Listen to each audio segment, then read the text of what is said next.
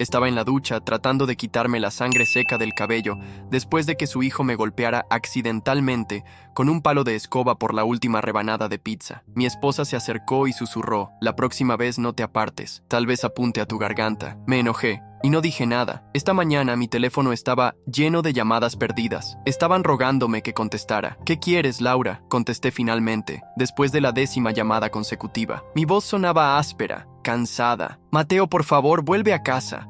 Sebastián está muy arrepentido.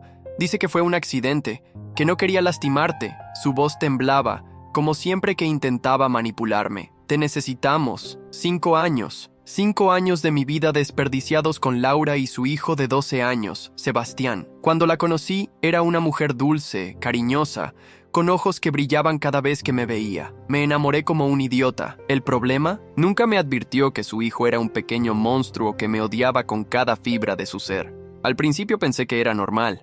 El niño había perdido a su padre en un accidente cuando tenía 6 años. Era comprensible que sintiera celos o resentimiento hacia el nuevo hombre en la vida de su madre. Intenté ganármelo con paciencia. Le compraba videojuegos, lo llevaba al cine, incluso me ofrecía enseñarle a jugar fútbol, pero nada funcionaba. Con cada intento mío de acercarme, su hostilidad aumentaba. Lo que comenzó con pequeñas rebeldías, ignorarme cuando le hablaba o responderme con gruñidos, fue escalando. Pronto empezaron los accidentes. Mi celular en el inodoro, mi computadora con café derramado, mis documentos de trabajo desaparecidos. Laura siempre lo justificaba. «Es solo un niño. Está procesando muchas emociones. Tienes que entenderlo». El incidente del palo de escoba fue la gota que colmó el vaso. Habíamos pedido pizza para cenar. Cuando fui a tomar la última rebanada, Sebastián gritó que era suya. Le dije que podíamos compartirla. Su respuesta fue correr a la cocina, agarrar el palo de la escoba y con todas sus fuerzas golpearme en la cabeza. No fue un golpe de niño. Puso todo su peso en ese ataque. Caí al suelo sangrando profusamente. Laura se quedó paralizada unos segundos. Luego corrió hacia su hijo. Lo abrazó mientras me miraba tirado en el suelo.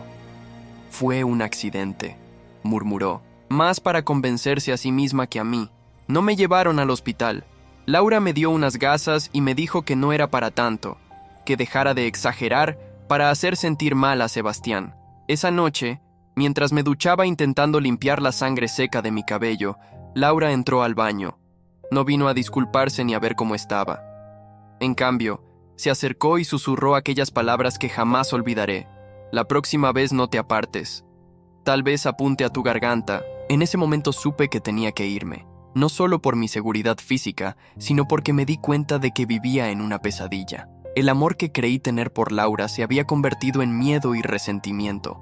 Mientras ella dormía, empaqué lo esencial, algo de ropa, mis documentos personales y lo poco que quedaba de mi dignidad. Me fui a un hotel barato y bloqueé su número. Pero esta mañana, las llamadas llegaban desde números desconocidos. Laura había movilizado a su familia, amigos y hasta compañeros de trabajo para localizarme. No entendía por qué tanto desespero ahora, después de años tratándome como a un intruso en su hogar. «No voy a volver, Laura», le dije firmemente por teléfono. «Lo de anoche fue la culminación de años de abuso, tanto de Sebastián como tuyo. Estoy harto. Por favor, Mateo». Su voz sonaba extrañamente desesperada. «No entiendes, Sebastián. Hay algo que nunca te conté sobre él». Sentí un escalofrío. ¿Qué podría ser tan importante que ahora, después de 5 años, decidía compartirlo conmigo? «¿Qué cosa?», pregunté, aunque una parte de mí ya no quería saber nada más de ellos. «No puedo decírtelo por teléfono.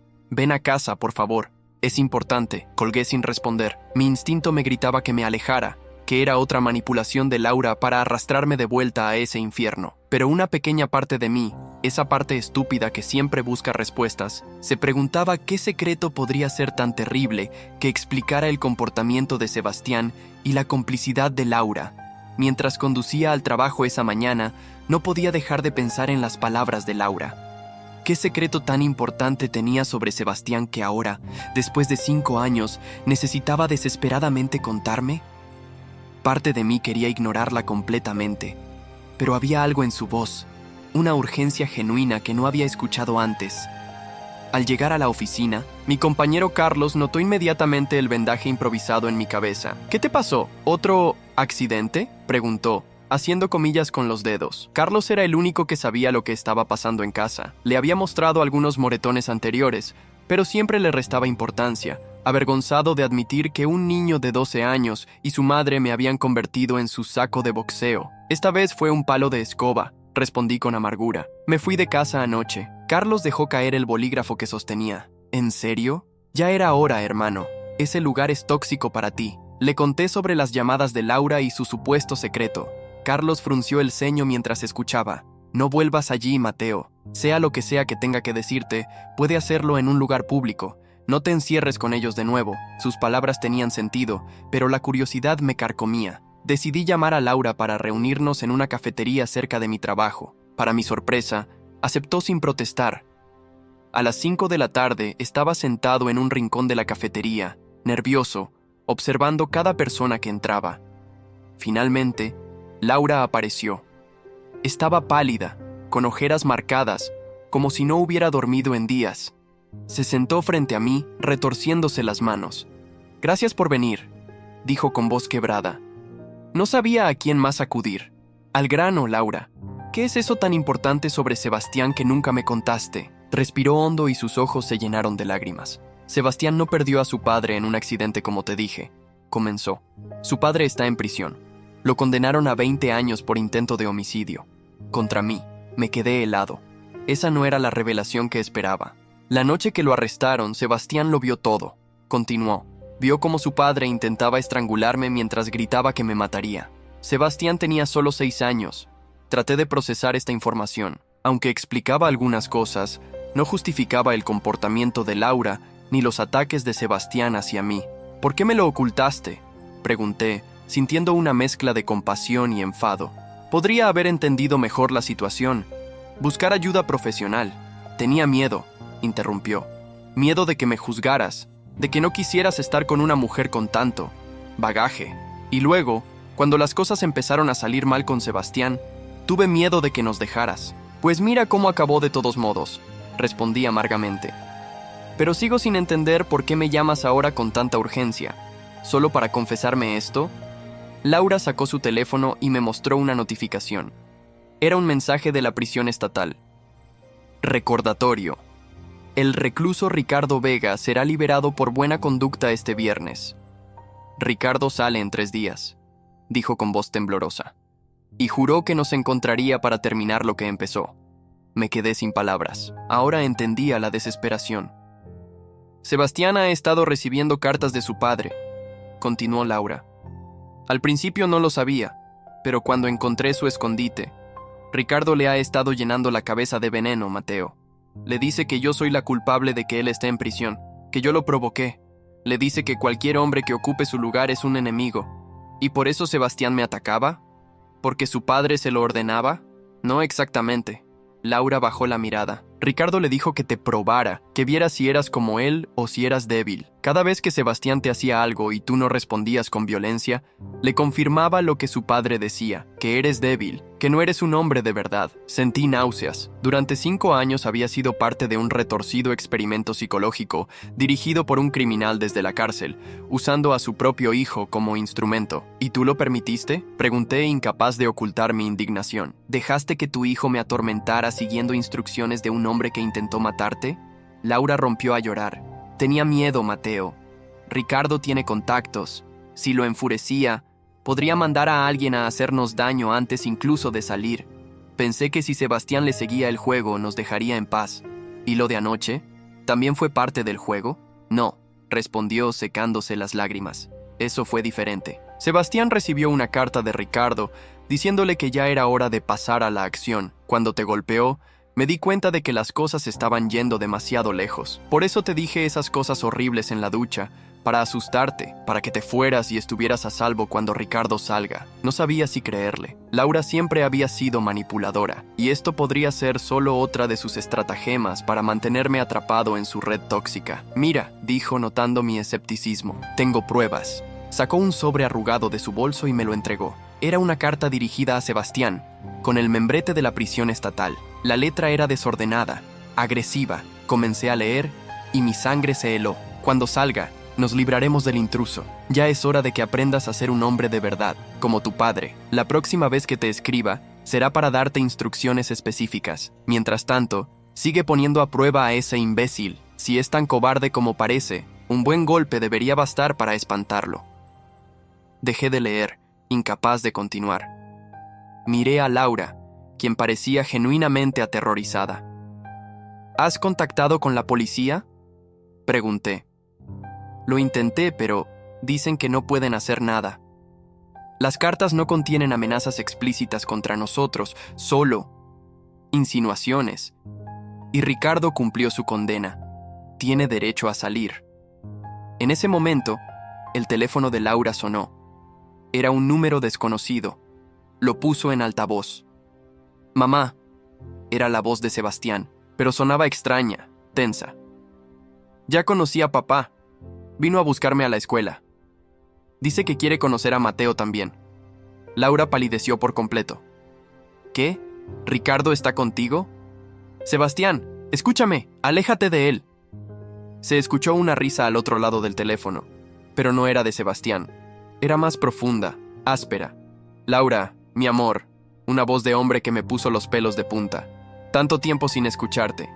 El niño y yo tenemos mucho de qué hablar, y tengo muchas ganas de conocer al hombre que ha estado ocupando mi lugar». Mi cuerpo se paralizó al escuchar aquella voz. Laura dejó caer el teléfono sobre la mesa, temblando incontrolablemente. «¿Cómo? ¿Cómo es posible?», balbuceó. «Se suponía que salía este viernes». «Buena conducta, cariño», respondió Ricardo con una calma perturbadora. «Salí antes, y tenía muchas ganas de ver a mi hijo. Mi mente trabajaba a toda velocidad». Ricardo ya había localizado a Sebastián. «¿Cómo? ¿Había estado vigilándolos?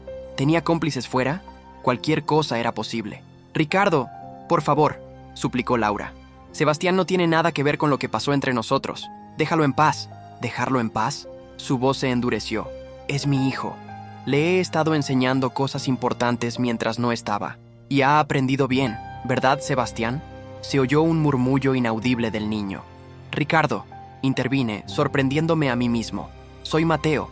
Deja que el niño vuelva con su madre». «Si tienes algún problema conmigo, podemos hablarlo como adultos». Una carcajada resonó desde el teléfono. «El valiente novio al rescate. Sebastián me ha contado mucho sobre ti. Cómo aguantas sus golpes, cómo te quedas callado cuando te insulta. Un verdadero ejemplo de hombría». Su tono estaba cargado de desprecio. «Nos vemos en 1 hora, en tu casa, Laura, y trae a tu noviecito. Tenemos una conversación pendiente». La llamada se cortó. Laura me miró con los ojos desorbitados por el miedo. «No podemos ir», dije inmediatamente. «Debemos llamar a la policía». «No», exclamó Laura. «Si llamamos a la policía, no sé lo que podría hacerle a Sebastián. ¿Conoces a Ricardo? Es impredecible». «No lo conozco», grité, provocando que varias personas en la cafetería se giraran a mirarnos. «No conozco a ese hombre porque me ocultaste su existencia durante 5 años, Laura. No sé de lo que es capaz. Es capaz de todo», susurró ella. «Por favor, Mateo. Sé que no merezco tu ayuda después de cómo te he tratado, pero es mi hijo. Es solo un niño manipulado por su padre». Me pasé las manos por la cara, sintiendo el peso de la situación. Una parte de mí quería levantarme e irme, dejar que Laura enfrentara sola las consecuencias de sus mentiras. Pero no podía abandonar a Sebastián, por mucho que me hubiera hecho sufrir. Al fin y al cabo, era solo un niño atrapado entre adultos tóxicos. «Vamos a llamar a la policía», dije con firmeza. «No para que arresten a Ricardo, sino para informar que te preocupa la seguridad de tu hijo. Pueden mandarnos una patrulla que nos acompañe». Laura asintió resignada. Llamé al número de emergencias y expliqué brevemente la situación. Para mi frustración, el oficial que me atendió repitió lo mismo que Laura había dicho antes. Sin amenazas explícitas, poco podían hacer. Ricardo había cumplido su condena y tenía derecho a ver a su hijo. Lo mejor que podían ofrecernos era enviar una patrulla a dar una vuelta por la zona en 1 hora, pero no podían quedarse. «Esto es una locura», murmuré mientras salíamos de la cafetería. «¿Cómo puede el sistema ser tan inútil?». «Siempre ha sido así», respondió Laura con amargura. «Cuando Ricardo me agredió la primera vez, la policía tampoco hizo nada. Solo cuando casi me mata decidieron intervenir. Mientras conducíamos hacia la casa, me di cuenta de que necesitaba un plan. No podía enfrentarme a Ricardo desarmado. Por lo poco que sabía de él, era un hombre violento y posiblemente más fuerte que yo. Además, tenía a Sebastián. «Necesito pasar por mi hotel», le dije a Laura. «Tengo que recoger algo». Ella asintió, confundida. En el hotel, subí rápidamente a mi habitación y busqué en mi maleta. Durante años había practicado artes marciales, no por afición, sino como terapia recomendada por mi psicólogo para controlar la ansiedad. Entre mis pertenencias guardaba un pequeño spray de pimienta que llevaba cuando salía a correr de noche. Lo tomé, dudando si sería suficiente protección. Mi teléfono sonó. Era Carlos. «Hermano, ¿todo bien? ¿Cómo fue la reunión con Laura?» Le conté rápidamente la situación, esperando que me disuadiera de ir, que me dijera que era una trampa, que llamara a la policía y me olvidara del asunto. «Voy para allá», fue su respuesta. Antes de continuar, permítanme hacer una observación. Esta es una historia original del canal TS Triálogos. Si la estás escuchando desde otro canal, significa que esta historia fue robada de nuestro canal. Si te gustó esta historia, suscríbete a TS Triálogos para ver las mejores historias. No te enfrentes solo a ese tipo. «No, Carlos, es peligroso». Intenté detenerlo. «Este tipo es un criminal. Con más razón. Tengo algo que puede ayudarnos. Espérame frente a la casa, no entres solo». Colgó antes de que pudiera protestar. Carlos era guardia de seguridad antes de trabajar en nuestra empresa. Siempre me había parecido exagerada su paranoia sobre la seguridad, pero ahora estaba agradecido por ello. Al regresar al auto, Laura me miró con ojos interrogantes. «¿Encontraste lo que buscabas?» Asentí sin dar detalles. No confiaba completamente en ella todavía. «Mi amigo Carlos nos encontrará allí», le informé. «No entraremos hasta que llegue. No tenemos tiempo para eso», protestó. «Ricardo dijo 1 hora, y ya han pasado 40 minutos. Pues tendrá que esperar», respondí con dureza. «No voy a entrar a una trampa sin respaldo». Laura guardó silencio durante el resto del trayecto. Cuando llegamos a la casa, me sorprendió ver todas las luces apagadas. Estacioné a una distancia prudente y esperamos en silencio. Los minutos pasaban con una lentitud agobiante. Finalmente, un auto se detuvo detrás del nuestro. Era Carlos. Se acercó a mi ventanilla y me mostró discretamente lo que llevaba bajo su chaqueta. Una pistola. «Solo para intimidar», susurró al ver mi expresión de alarma. «Tengo licencia». Los tres nos acercamos a la casa con cautela. La puerta principal estaba entreabierta, lo que aumentó mi inquietud. Carlos tomó la delantera, yo lo seguí, y Laura venía detrás. El interior estaba sumido en penumbras. Solo la luz de la cocina estaba encendida, proyectando sombras alargadas en el pasillo. Nos dirigimos hacia allí con el corazón martilleando en mi pecho. Lo que encontramos en la cocina me dejó helado. Sebastián estaba sentado a la mesa, solo, con la mirada fija en sus manos. No había señales de Ricardo. «¿Sebastián?» Laura corrió hacia él. «¿Dónde está tu padre?» El niño levantó la mirada. Sus ojos estaban rojos e hinchados de tanto llorar. «Se fue», respondió con voz temblorosa. «Dijo que volvería después». Carlos recorrió rápidamente el resto de la casa, asegurándose de que Ricardo no estuviera escondido en alguna habitación. Regresó confirmando que no había nadie más. «¿Te hizo daño?», preguntó Laura, examinando a su hijo. Sebastián negó con la cabeza. «Mamá, papá no es como me lo imaginaba», dijo, con una voz pequeña que no le había escuchado antes. «Me dijo cosas horribles sobre ti. Me dijo que tenía que...» Su voz se quebró. «Me dijo que tenía que hacerle daño a Mateo. Mucho daño. Que era una prueba». Laura abrazó a su hijo mientras Carlos y yo intercambiábamos miradas de preocupación. «Sebastián», me acerqué cautelosamente. «¿Tu padre te dijo dónde iba o cuándo volvería?» El niño me miró directamente por primera vez sin hostilidad. «Dijo que iba a buscar algo importante y que volvería cuando ustedes estuvieran aquí». Hizo una pausa. «Mateo, lo siento. Por todo. Mi papá me decía en sus cartas que si quería ser como él, tenía que...». Nuevas lágrimas brotaron de sus ojos. «Pero hoy lo vi y no quiero ser como él. Da miedo».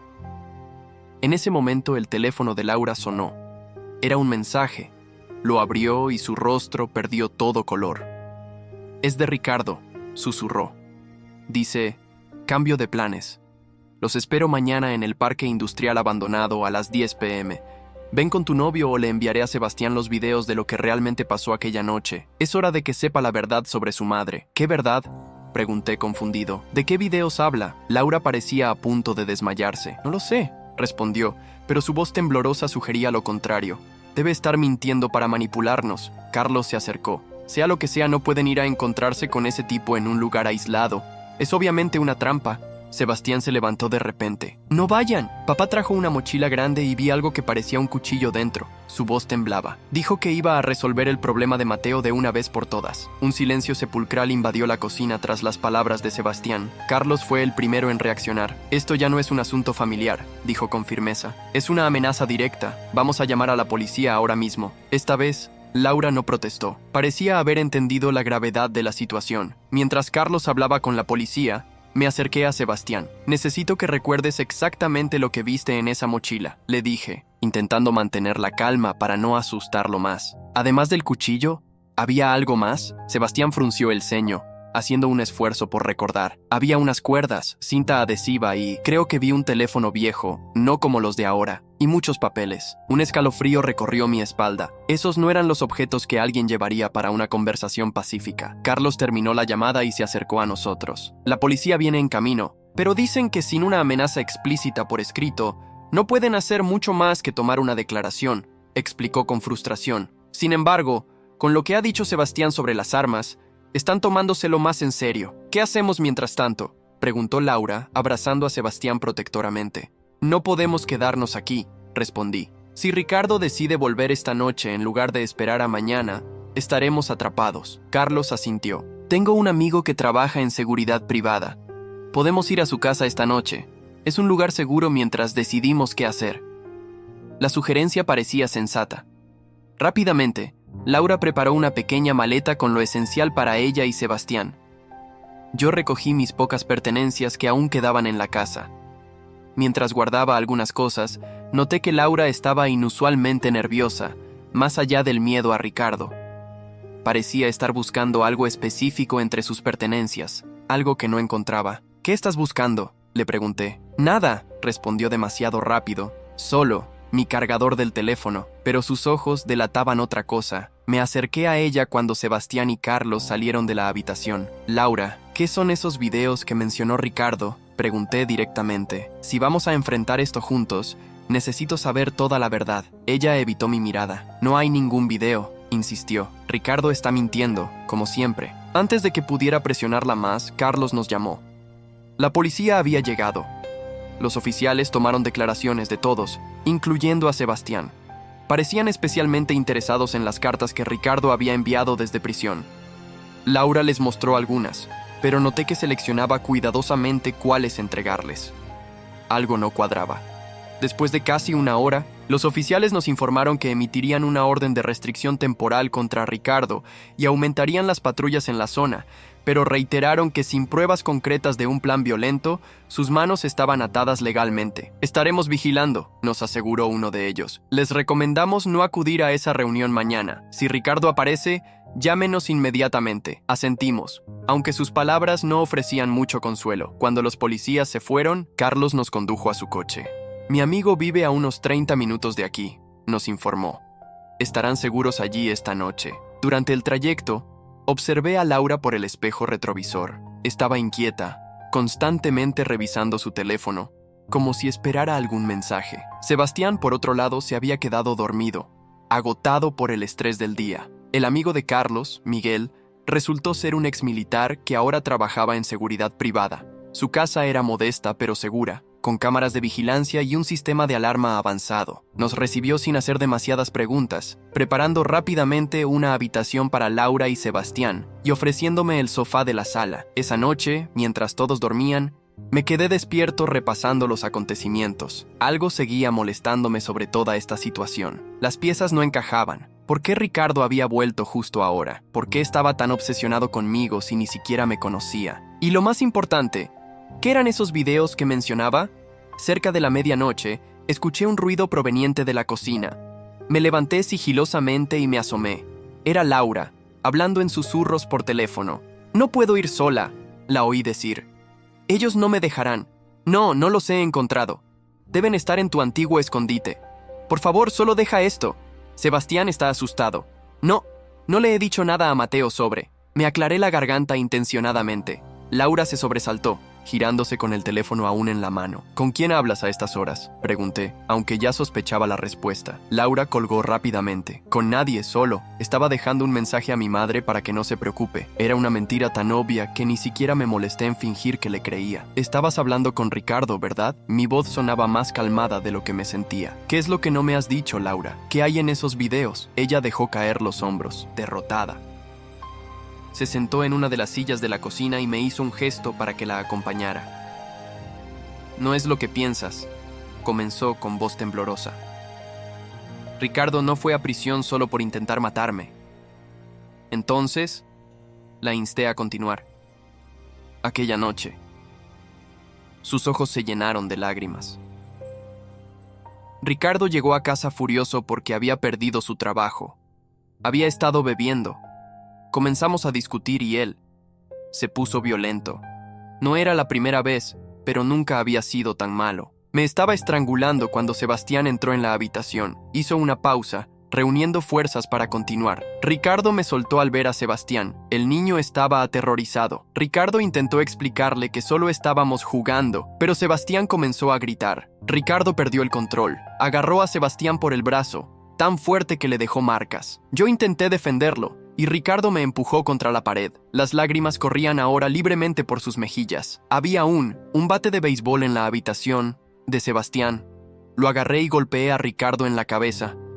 Cayó inconsciente. Llamé a la policía, pero antes de que llegaran, Ricardo despertó. Estaba como loco, jurando que nos mataría a ambos. Agarró un cuchillo de la cocina. Se detuvo de nuevo, incapaz de continuar. ¿Qué pasó después, Laura?, presioné. No lo recuerdo bien, respondió, evitando mi mirada. Todo sucedió tan rápido. Cuando la policía llegó, Ricardo estaba apuñalado en el hombro y yo tenía el cuchillo en la mano. Alegué defensa propia y me creyeron. Algo en su relato no sonaba sincero, o al menos no completo. ¿Y los videos?, insistí. Laura respiró hondo. Teníamos cámaras de seguridad en la casa. Ricardo las instaló porque era paranoico con los robos. Esa noche quedó todo grabado, pero la policía nunca encontró las grabaciones. Ricardo debe haberlas escondido antes de que lo arrestaran. ¿Y qué es lo que muestran realmente esos videos, Laura?, pregunté, cada vez más seguro de que me estaba ocultando algo crucial. En ese momento, escuchamos un ruido en la entrada de la cocina. Era Sebastián, pálido como un fantasma. Los videos muestran cómo apuñalé a papá, dijo con voz apenas audible. Laura se levantó de un salto. ¡Sebastián!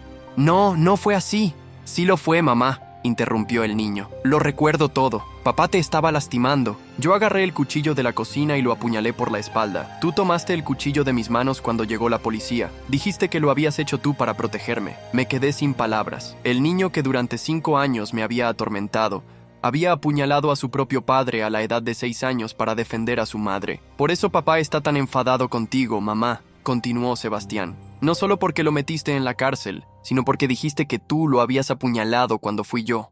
Laura abrazó a su hijo, sollozando. Solo quería protegerte, cariño.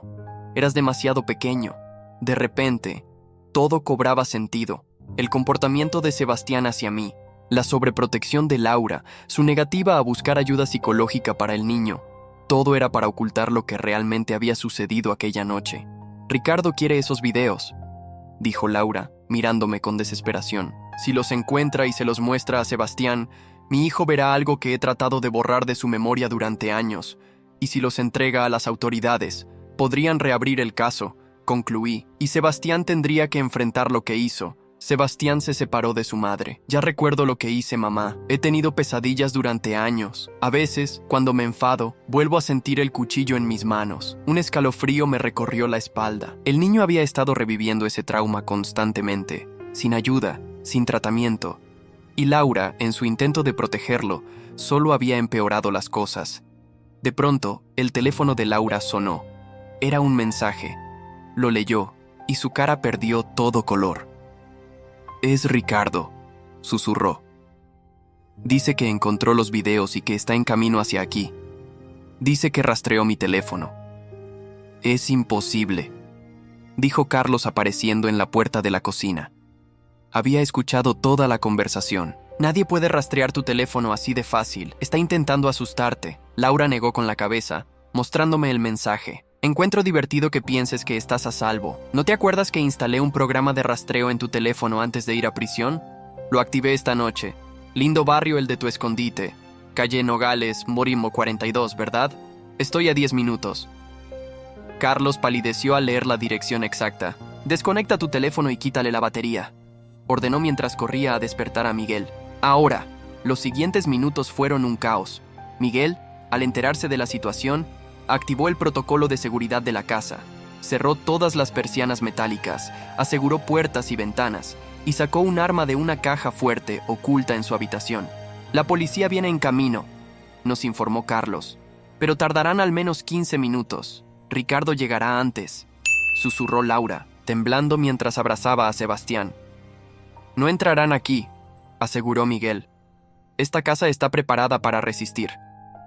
No habían pasado ni 5 minutos cuando escuchamos el ruido de un coche deteniéndose bruscamente frente a la casa. Miguel apagó todas las luces y nos indicó que nos mantuviéramos lejos de las ventanas. Al sótano, ordenó. Hay una habitación segura allí. Carlos, ven conmigo. Mientras bajábamos al sótano, escuchamos golpes en la puerta principal. No eran golpes normales, sonaban como si alguien estuviera intentando derribarla. La habitación segura resultó ser un pequeño espacio reforzado, originalmente diseñado como bodega de vinos, pero adaptado con una puerta de metal y sin ventanas. Una vez dentro, Miguel cerró la puerta y activó varias cerraduras. Estaremos bien aquí, intentó tranquilizarnos. La puerta es a prueba de balas, pero su voz tensa contradecía sus palabras. Carlos verificaba constantemente su teléfono, esperando noticias de la policía. De repente, escuchamos cristales rompiéndose en el piso superior, seguidos de pasos pesados. Entró, susurró Miguel. Preparaos. Laura abrazaba a Sebastián con tanta fuerza que el niño parecía incómodo, pero no se quejaba. Yo me encontraba cerca de ellos, sin saber exactamente qué hacer. Mi spray de pimienta parecía ridículamente inadecuado ahora. Los pasos se acercaban. Alguien estaba bajando las escaleras hacia el sótano. ¡Laura! La voz de Ricardo resonó fuera de la habitación segura. Sé que estás ahí. Sal y trae a ese bastardo contigo. Nadie respondió. Carlos y Miguel habían desenfundado sus armas, apuntando hacia la puerta. Tengo los videos, Laura, continuó Ricardo. ¿Qué crees que pasará cuando la policía vea a tu precioso hijo apuñalándome por la espalda? ¿Crees que lo dejarán ir solo porque era un niño? Lo encerrarán en un psiquiátrico. Vi cómo Sebastián se encogía ante esas palabras, y algo dentro de mí explotó. Este hombre había arruinado la vida de un niño, había envenenado su mente, y ahora pretendía seguir atormentándolo. Déjenme hablar con él, dije repentinamente. ¿Estás loco?, respondió Carlos. Ese tipo quiere matarte. No abriré la puerta, aclaré. Solo quiero que me escuche. Sin esperar su aprobación, me acerqué a la puerta. Ricardo, llamé con voz firme. Soy Mateo, el hombre al que has estado intentando asustar a través de tu hijo. Hubo un momento de silencio. Vaya, el novio tiene agallas después de todo, respondió finalmente Ricardo. ¿Qué quieres, Mateo? ¿Negociar? No hay nada que negociar. Voy a recuperar a mi familia y tú vas a desaparecer. Tu familia, repetí. ¿Te refieres a la mujer que intentaste estrangular y al niño que tuviste que manipular desde la cárcel porque ni siquiera te reconocía como padre? Un golpe furioso sacudió la puerta. «No sabes nada», gritó Ricardo. «Ella me provocó. Siempre lo hacía. Lo que sé», continué manteniendo la calma, «es que un verdadero padre no usa a su hijo como un arma. No le enseña a odiar, a lastimar a otros. Eso es lo que has hecho, Ricardo. Has convertido a tu hijo en una extensión de tu odio». «Cállate», otro golpe en la puerta. «No tienes derecho a hablar de mi hijo». «Tienes razón», respondí. «No lo tengo, pero he vivido con él durante 5 años. He recibido sus golpes, su odio, todo dirigido por ti. Y a pesar de todo, nunca le devolví ni uno solo. ¿Sabes por qué? Porque sabía que algo estaba mal, que un niño no actúa así naturalmente». Se hizo el silencio al otro lado. Cuando Ricardo habló de nuevo, su voz estaba más controlada, más fría. «Abre la puerta, Mateo. Hablemos como hombres. ¿Para que me apuñales como intentaste hacer con Laura? No, gracias. La policía está en camino, Ricardo. Esta vez no escaparás». «Me importa una mierda la policía», estalló. «Ya cumplí una condena. ¿Qué más pueden hacerme? Pero antes de que me lleven, voy a asegurarme de que pagues por meterte con mi familia». Escuchamos un sonido metálico. ¿Estaba intentando forzar la cerradura? La policía estará aquí en 2 minutos, dijo Carlos en voz alta, intentando intimidarlo. Y no vendrán solos. Ricardo rió amargamente. Tiempo suficiente para lo que tengo planeado. De repente, un olor extraño comenzó a filtrarse por debajo de la puerta. Miguel lo reconoció inmediatamente. ¡Gasolina! El maldito va a incendiarnos. El pánico invadió la habitación. Laura abrazó a Sebastián con fuerza. Carlos comenzó a marcar frenéticamente a la policía y Miguel buscaba desesperadamente alguna salida alternativa que no existía. ¡Ricardo, detente!, grité. ¡Tu hijo está aquí dentro! ¿Vas a quemarlo vivo? Mi hijo debería haber aprendido a ser un hombre, respondió con una calma aterradora. Si no puede serlo, prefiero que no sea nada. Fue entonces cuando escuché la voz de Sebastián, pequeña pero clara. Papá, por favor, no hagas esto. El silencio al otro lado de la puerta fue absoluto. ¿Sebastián? La voz de Ricardo sonaba extrañamente vulnerable. Sí, papá, por favor, vete. No quiero que te lleven de nuevo. Sebastián. Ricardo parecía dudar. Hijo, no entiendes. Ellos te han llenado la cabeza de mentiras. Tu madre, ese hombre, no son tu familia. Yo soy tu familia. Mi familia no me haría daño, respondió Sebastián con una madurez sorprendente. Y tú estás tratando de quemarme vivo. Otro silencio, más largo esta vez.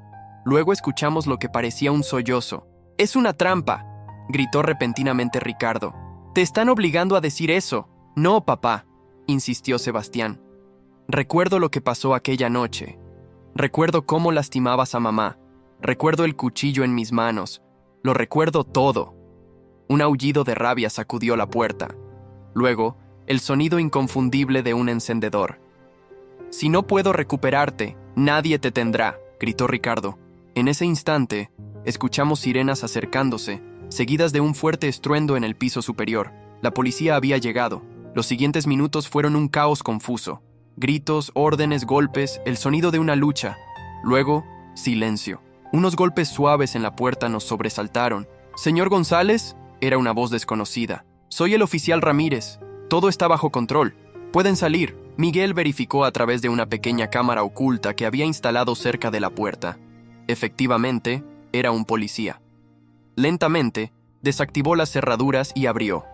El sótano estaba impregnado con el olor a gasolina, pero no había fuego. Ricardo yacía en el suelo, esposado y rodeado de 3 oficiales.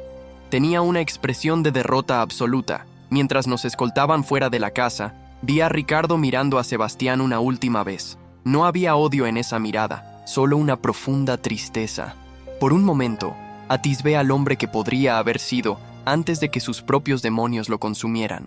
En la calle, las luces de las patrullas iluminaban la noche. Los vecinos se habían despertado y observaban la escena desde sus ventanas. Probablemente mañana sería noticia en el barrio.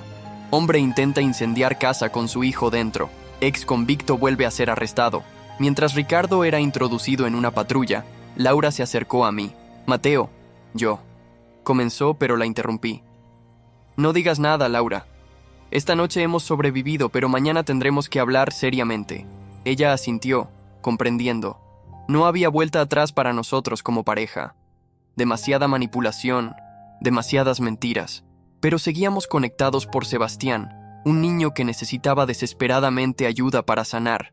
El oficial que nos había rescatado se acercó. «Señora, necesitaremos su declaración», dijo a Laura, «y también la del niño, pero eso puede esperar hasta mañana». Asentimos, agradecidos por el pequeño respiro. La noche había sido demasiado intensa. Mientras observaba a Ricardo alejarse en la patrulla, sentí a Sebastián acercarse a mí. Sin decir palabra, tomó mi mano. Era la primera vez que tenía un gesto de afecto hacia mí. «¿Va a estar bien ahora?», preguntó en voz baja. No sabía si se refería a Ricardo, a nuestra situación o a sí mismo. Quizás a todo. «Vamos a asegurarnos de que así sea», respondí, apretando suavemente su mano. Han pasado 2 años desde aquella noche. Mucho ha cambiado en nuestras vidas. Laura y yo nos separamos definitivamente, como era de esperarse. Fue un proceso doloroso pero necesario. Ella finalmente reconoció que necesitaba ayuda profesional para superar sus propios traumas y tendencias a la manipulación. Ricardo fue condenado a 15 años por intento de homicidio e incendio premeditado. Durante el juicio, salió a la luz toda la verdad sobre lo ocurrido años atrás. Los videos que tanto temía Laura fueron encontrados en el teléfono de Ricardo. Mostraban exactamente lo que Sebastián recordaba: un niño pequeño defendiendo desesperadamente a su madre. El juez, considerando las circunstancias, ordenó tratamiento psicológico intensivo para Sebastián en lugar de cualquier tipo de castigo. Los especialistas dijeron que tenía buen pronóstico, que con la terapia adecuada podría superar el trauma y llevar una vida normal. Lo que nadie esperaba fue que yo decidiera seguir presente en la vida de Sebastián. No como padrastro, ese barco había zarpado, sino como mentor, como amigo. Al principio fue difícil. La culpa lo consumía cada vez que me veía, recordando todo el daño que me había causado, pero con paciencia y constancia, establecimos una relación basada en el respeto mutuo.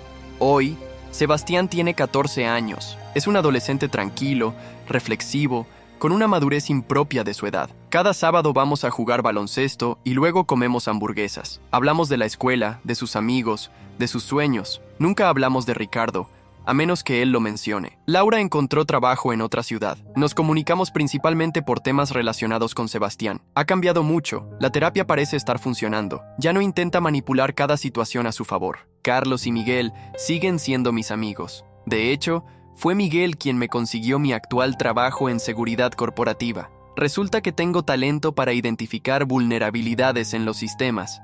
Quizás porque viví tanto tiempo con personas que sabían exactamente cómo manipularme. A veces, cuando recuerdo aquella noche en la casa de Miguel, me pregunto qué habría pasado si no hubiéramos logrado que Ricardo escuchara a su hijo. Si la policía hubiera llegado un minuto más tarde, si el fuego se hubiera propagado. Pero no sirve de nada torturarse con hipótesis. Lo que importa es que todos sobrevivimos, no solo físicamente, sino emocionalmente. Sebastián está sanando, Laura está sanando, y yo, después de todo lo ocurrido, me siento más fuerte, más sabio. La semana pasada, Sebastián me preguntó por qué seguía formando parte de su vida después de todo lo que pasó. Le respondí con sinceridad, porque todos merecemos una segunda oportunidad, incluso él, especialmente él, que nunca tuvo una verdadera primera oportunidad. Si llegaste hasta aquí y te gustó, no olvides dejar tu like y suscribirte a nuestro canal. Tu apoyo nos motiva a traer más historias increíbles. Muchas gracias y que tengas un excelente día.